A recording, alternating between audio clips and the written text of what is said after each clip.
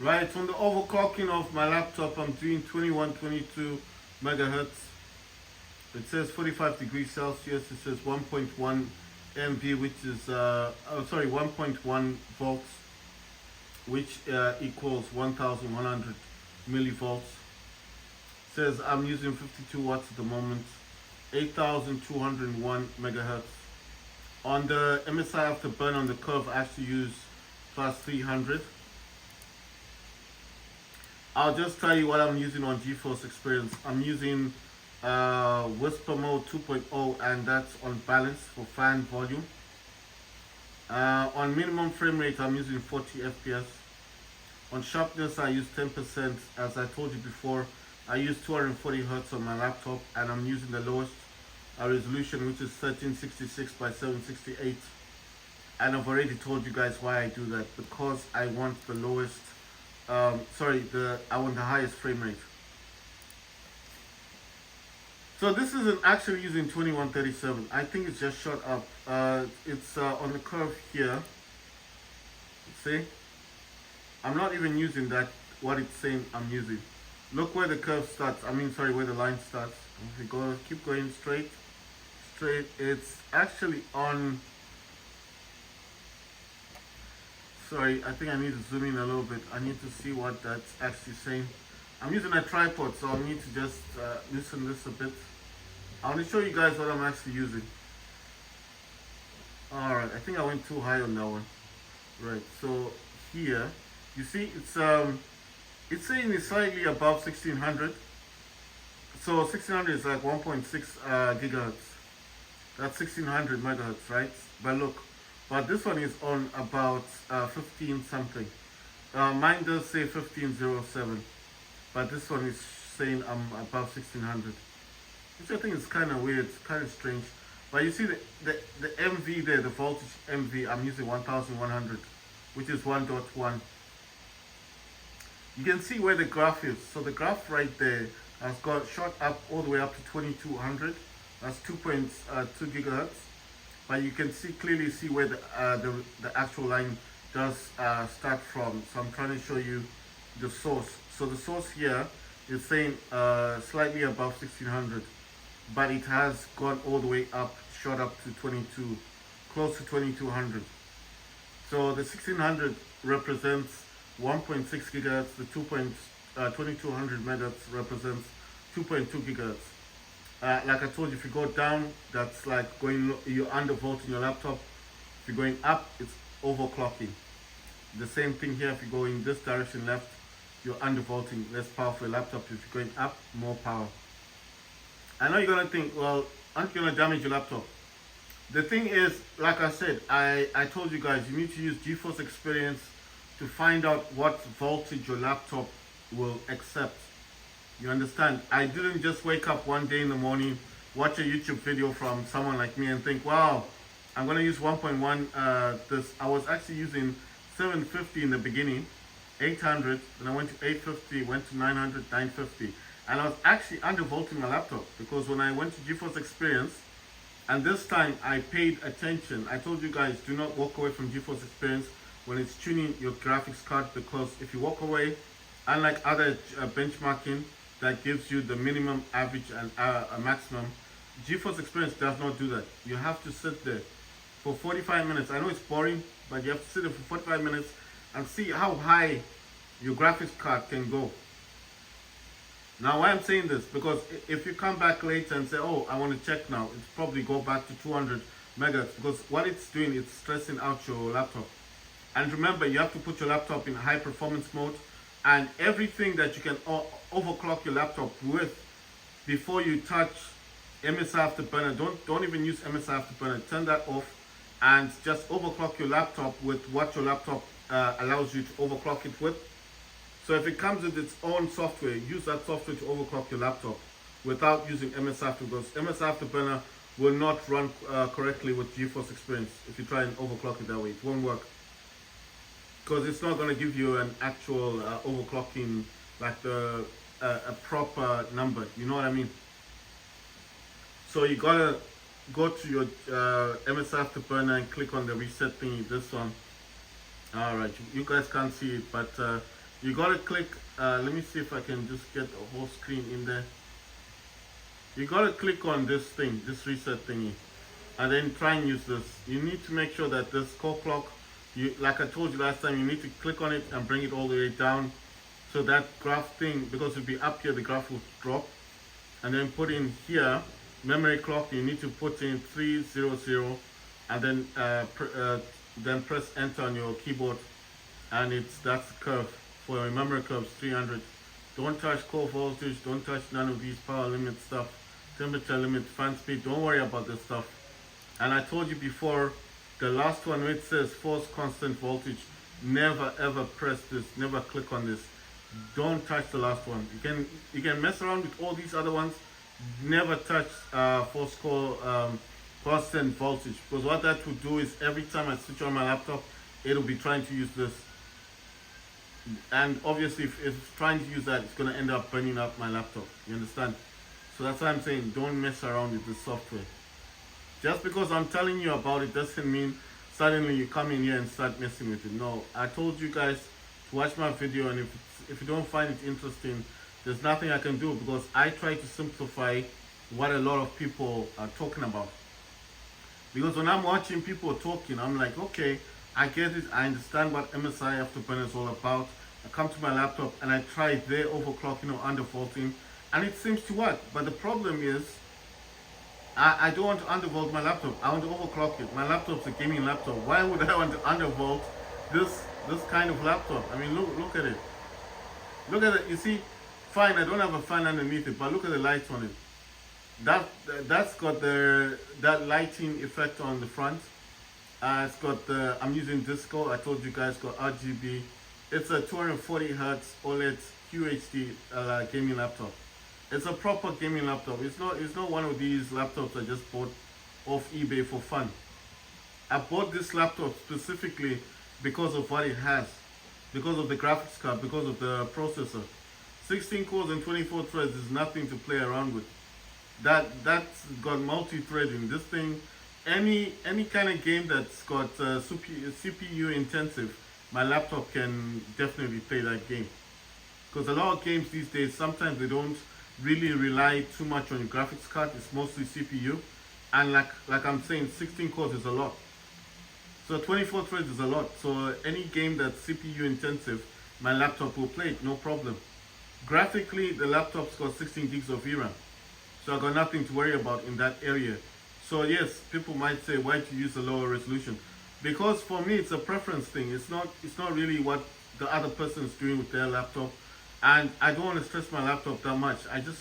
I only do this overclocking when I play games. I'm not going to do this after I finish making videos and I'm not playing games. I click this thingy here, that reset, and it goes all the way down. So I'm not going to be doing this when I'm not gaming. And look at the temperature. I'm not damaging the laptop. Look, it was higher than this. It's gone down to 39 degrees Celsius because I'm not using it. You see what I mean? So even if I left it like this, the laptop itself is designed for gaming. It's designed to be overclocked. So what I say to people is, don't do this with a basic laptop. Don't do this a laptop you just bought and you think, well, it's got Radeon graphics, I'm going to overclock it. I told you guys, use GeForce Experience. Sit there, I know it's boring, but sit there, find out what your laptop can do in terms of power. So what you're looking for, I'll actually show it to you. Let me just click on Curve Editor, remove that thing, and go to GeForce Experience. Like I told you, come in here. If you don't know where this is, you're probably in home, for your games, there's drivers. What you need to do, there's this notification thing, then share. It's that one, this settings.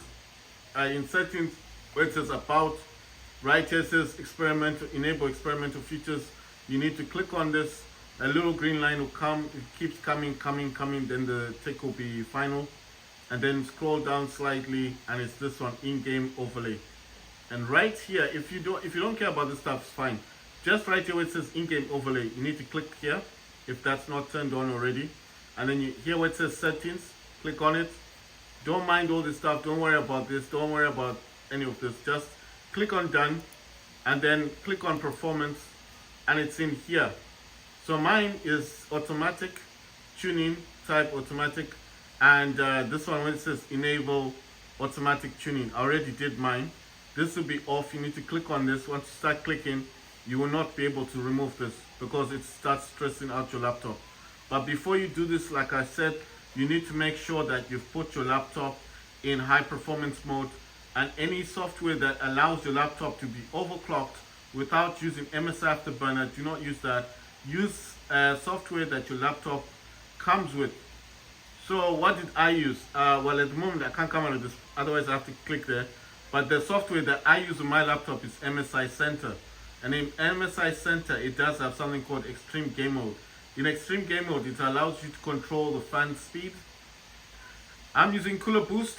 I don't use Auto because Auto will not do what this is doing. Cooler Boost, that's why you hear the fans in the background. Those are the fans making that noise. But I don't mind because it's protecting my laptop. Right, the other thing you need to make sure about the high performance on your laptop, make sure it's in high performance. Secondly, use the software that your laptop comes with. If it's a gaming laptop, if it's not a gaming laptop, then don't worry about it. Just make sure your laptop is in high performance. Make sure you've gone into Windows, you've turned stuff off, things that you don't need. I think you can go into advanced features and turn off a few things just to make Windows much faster on your laptop. So I do know about things like that, features you can turn off. Also your page-in file, if your graphics card isn't as good as it's supposed to be, you can go into your page-in file and change that based on the RAM you've got or on the SSD you've actually got on your laptop. Because that's something that I was doing on the Steam Deck. I know a lot of people probably think I'm always talking about Steam Deck. Do I have a Steam Deck? I've taken it off the dock. It's not at its cleanest, but there it is. That's the Steam Deck. So for anyone who says I don't have a Steam Deck, there it is. In all of its glory, that's my Steam Deck. It's a real Steam Deck. It's got decal. That's what you call that, Cyberpunk. That's the decal for Cyberpunk. It's got all the buttons, got all that stuff. This is the one that's always docked. It's a real Steam Deck. It's really on Windows. You know, you won't find this on the other operating system. That's Windows right there, and that's YouTube. Yes, so yes, I do have a Steam Deck. I talk about this guy a lot. Yes, I do love my Steam Deck. That's why it's in a case, and it's a plastic covering case, and it's got decal. If I did not love this, it wouldn't be like this. This is the pre-order model, 64 gigs. I did upgrade this to 1 terabyte. Right, so with that out of the way, the only reason I don't play on my Steam Deck, like I told you guys, is because I consider the Steam Deck mostly like my main PC. I don't see why I need to play games on it. I have a gaming laptop. I have my phones. I can play any game I want. I'm not stuck without options to play games. I do play from time to time. If a game comes out that's meant to play on Steam Deck, I will play it. But I don't really play on it that much. I don't want to lie about that. I don't use it that much. So this is doing 2137 megahertz. Like I said, it's not even on that right now. It's under. It should be under 1600. I don't know why it says it's above 1600 megahertz. It should be 1500. But anyway, whatever the reason is, maybe it's just overclocking. It's just probably using all that power. That's why it's saying 1600. When I reset it, I'll make a video and I'll actually show the different overclocks that I've been using. But that's the lowest one that I've got. I'm actually surprised. It's actually saying 2137. Temperature wise 39 degrees, and then voltage is 1.1. That's 1100 millivolts. Memory is 8201 megahertz. Then it says wattage is 51. I'm sure mine can shoot all the way up to 91, I think, watts. As you're using this, guys, when you're doing auto tuning on GeForce Experience, it will be using different voltages, so don't worry about it. It's not going to damage your laptop. It's just using different voltages because it's trying to see how much power your laptop can use and how much power the graphics card can use from that power of your laptop. Like I said, my laptop is pretty good. It's got 16 gigs of VRAM, so in all, it doesn't really need that much overclocking. In my mindset, I don't really need to overclock my laptop that much. The only thing I do want to do with mine is that I don't want to do anything that's gonna damage it. You understand what I mean? Because I've only got one gaming laptop. I do not want to do anything that's going to harm my laptop. So this is the main reason why I do try to warn people, like, don't mess around with your laptop. If it's only laptop you have, then there's no reason for you to mess with it, you know. Just play your games, make your videos, talk about what you want to talk about, you know, and if people find it interesting, that's good enough. Right, so I'm going to come out of this. I want to play Fortnite. That's why I came out of all this stuff. The main reason why I have this setup, because if I go here and find control panel, what I have in the control panel is exactly what I've got here. So this is going to start up. You see 240 hertz, like I told you dudes. I use performance in the 3D view thingy. Sorry, where's that thing? Yeah, I use performance. You come down here, a lot of this stuff is on or off. Image scaling is actually set to about, you see, there you go, 10%. And what did I say about GeForce Experience? It's the same, 10%. Background applications, when I did YouTube, when I was checking on YouTube, they said 20 FPS is the best for background stuff. As long as your graphics card can, you know, can do that. On this CUDA system fallback policy, you do not have to follow mine. I just put prefer system fallback, but you don't have to do the chores. I think it's sometimes when your graphics card is struggling with certain games, if the game is going over what your graphics card can provide. But I think 16 gigs of VRAM is quite a lot. But with certain games, sometimes they require more than that VRAM. This actually helps support your graphics card so it doesn't run out of VRAM. So that's what I took from it. If I'm wrong about that, someone can make a video and talk about it. But that's what I took from the actual video I watched. On maximum frame rates, I put 59 FPS. Why did I do this? If I could put uncapped or unlimited, it's not good to put unlimited. You can actually damage your graphics card if you do that. Why I did 59 and not 60? Because if you put 59, then your laptop knows that if it wants to go down to 59, it can. And the 59 one is better than the 60.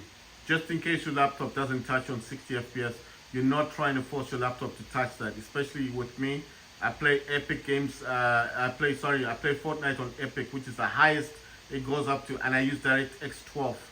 Anyone who does DirectX 12 for Fortnite will know that that's the highest. That's with the Illuminous and all that stuff there.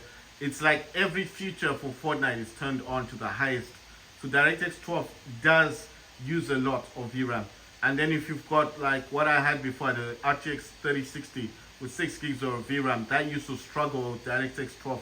It even crashed Fortnite. So 6 gigs of RAM, I know it's not enough VRAM. 16 is a lot. So here I'll just show you. It says OpenGL performance, and obviously you can see the graphics card, NVIDIA GeForce RTX 3080 Ti, laptop GPU. And here it says power management mode, I put perform maximum performance. On here it says preferred frame rates or laptop display, I put highest available, mine's 240 hertz. Then on shader cache size, I know people are gonna say, why do you put 100 gigabyte? Because the video that I watched, the guy said if you've got enough if your SSD is good and you've got enough SSD like storage, then 100 gigs is fine. But if you don't have enough SSD, then use about 10 gigabytes. So I thought, well, I play a lot of Call of Duty 3, and there's always shader catching in there, and every time they upgrade the game, there's shader catch. So that does allocate a lot of catch, or whatever you want to call it. And I think a lot of people with Steam Decks would agree with me that that does cause a lot of issues on the Steam Deck. So I thought 100 gigabytes is fine, because I do have 3 terabytes of SSD on my laptop. Everything else in here just set to performance. Allow, I think that's just some stuff that my laptop can actually do. Not every other laptop. I think it's about negative LC. I don't know what that is. Some other stuff in the texture filtering and all that.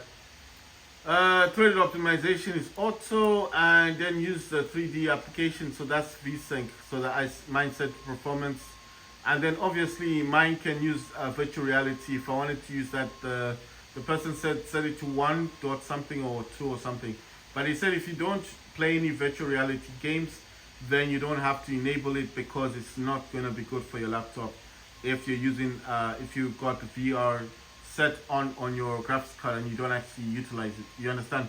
So there's nothing in here that I really need to show you guys. Let's go to system information, and right there, I'm not going to zoom in too much with this. I think you guys can see everything clearly. There, you see what it says? Maximum graphics performance, maximum graphics power 175 watts. I told you. Graphics boost clock is 1590 megahertz. And memory, what's this one? Memory interface 256 bits. And it's got my total RAM. But it says total available graphics is 32. I think this is because I got 32 gigabyte RAM. This one, it says dedicated video memory is 16,384 megabytes, which is GDDR6. So this is the actual dedicated memory, 16 gigabytes. But here it's kind of confused. It says total available graphics 32 gig. I think that's because of the RAM, the actual 6 RAM, but not because of this one. That's the 16 gigs. And you see here shared system memory, that says 16 gigabyte. 16,268. I don't know how that stuff works. Anyway, 175 watts, that's the power of the graphics card. 1590 is the graphics boost dock thingy, and 256 bits. And let's see, memory bandwidth is 512 gigabytes per second. Total available graphics 32,652. Dedicated video memory is 16,384 megabytes, which is GDDR6. So I'm just gonna close this. I don't need anything else from here. You see, I selected NVIDIA GeForce RTX 3080 Ti laptop GPU, Physics X, all that stuff. And I noticed that if you just add in a monitor to this, it doesn't really benefit your laptop at all. And there you go. I use the 240 hertz. And right there it says 1366 by 768 resolution and 240 hertz. So everything I use already on this laptop is exactly the same as in here. There, the sharpness 10%, the same thing. The resolution 1366 by 768 is exactly the same. The fan volume, whisper mode, all these are just features added to the laptop. Maximum frame rates targeting, yes, 40. On that one I did put 59. Why I don't do it in here, I could put 45, but I think 40. This is because I think this is just influence from my Steam Deck, because the Steam Deck does do 40 hertz, isn't it? So it's just an influence thing from my Steam Deck, whereby I always think, well, if the Steam Deck can play games and the Steam Deck only has 4 gigabytes of VRAM, then why not put my laptop on the 40 hertz as well? You know what I mean? My laptop can do 60 or 240 hertz, but the only way I find a way around that is just to actually use I just want to enable the Epic Games. I want to play games on this. Let's go to the store. It's gonna load Epic Games. I want to play Fortnite. Right, so the only reason why I find this easier to do on the laptop is because, well, like I said to you, the NVIDIA control panel and the GeForce Experience work hand in hand. They work together. You know, I'll tell you something. I'm hoping my laptop ignores everything that I'm doing and then just allows me to, I think it's launching. It's gonna launch this thing. Wait a minute. I'm wondering something. Am I actually running all these other things, programs in the background? I was gonna start Fortnite anyway. That's a pity. I didn't realize. I just want to see if this is running. Oh, it's not running. Pity. Right. It's actually upgrading the game in the background. Right. I'm gonna jump into the game. I just want to use this thing quickly to boost my laptop. Come on. It's not boosting it. I know you guys are probably thinking you got a lot of programs open. Are you not? Because I know a lot of people would say, isn't that gonna disrupt gaming. There you go. It's boosting my laptop. These programs are programs I've been using since Steam Deck, since I got my Steam Deck. So to me, if it doesn't disturb the Steam Deck, then why should it disturb this game? You understand? I know it's a silly way of looking at things, but it's just, these are Steam Deck things. I don't need this open anymore. Oh no, I need to go back in here. Right, I'm using a DualSense controller to play games, guys. Right, let's claim.